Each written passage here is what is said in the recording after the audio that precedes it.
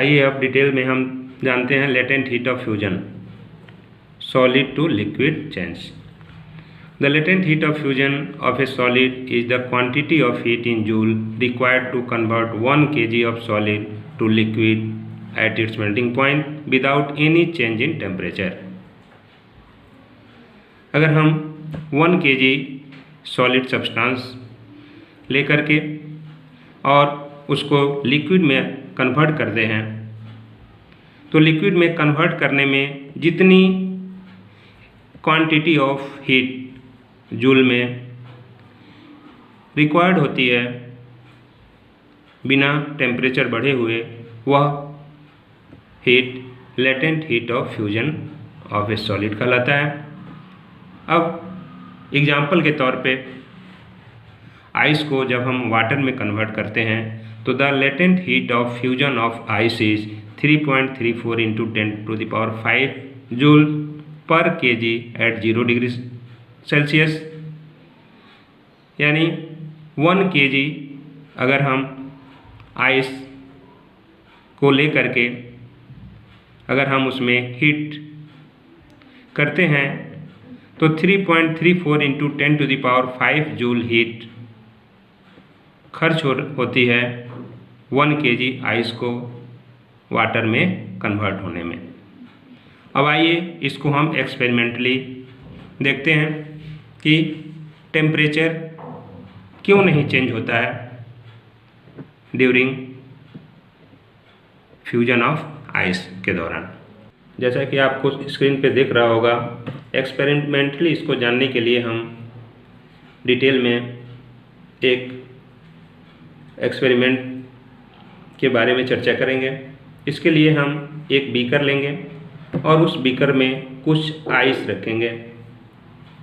अब हम एक स्टैंड लेंगे, आयरन स्टैंड लेंगे और उससे एक थर्मामीटर उस आइस के अंदर डिप करेंगे जो बीकर के सरफेस से टच न करे।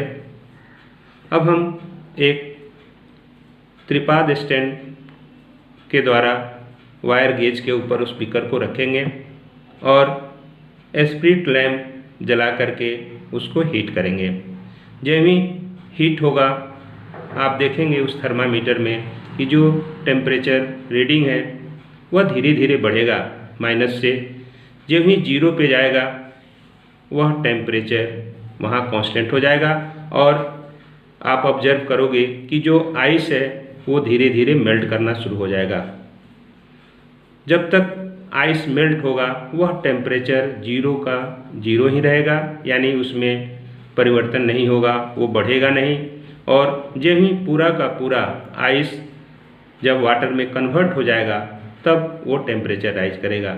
इस एक्सपेरिमेंट से आपने ये देखा कि आइस को जब हम वाटर में कन्वर्ट करते हैं तो मेल्टिंग पॉइंट आइस का 0 डिग्री सेल्सियस है, यानी मेल्टिंग पॉइंट भी हम इसी एक्सपेरिमेंट के द्वारा निकालते हैं। किसी भी सॉलिड का जब वो मेल्ट करना शुरू कर दे तो वह फिक्स हो जाता है, यानी वही टेम्परेचर उसका मेल्टिंग पॉइंट भी कहलाता है।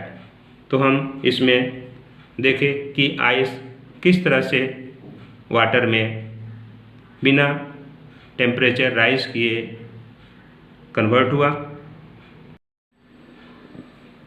अब इसके आधार पे कुछ क्वेश्चंस पूछे जाते हैं आपसे, जैसे ice at 0 degree Celsius is more effective in cooling a substance than water at 0 degree Celsius. Why? यानी जो बर्फ़ होता है अगर हम कोई सब्सटेंस उसके अंदर रखते हैं तो वह बहुत जल्द ठंडा हो जाता है, जबकि उतने ही टेम्परेचर 0 डिग्री टेम्परेचर का अगर वाटर हो तो उसमें नहीं होता है। ऐसा क्यों होता है? तो आपको मैंने बताया कि जो आइस है जब वाटर में कन्वर्ट होता है तो उस स्टेज में उस आइस के अंदर latent heat 3.34 into 10⁵ joule extra heat उसके अंदर आ जाता है, जिसके कारण आइस कूल द सब्सटेंस मोर यानी जो आइस होता है वह बहुत जल्दी किसी सब्सटेंस को ठंडा कर देता है, जबकि वाटर एट 0 डिग्री सेल्सियस पे नहीं होता है।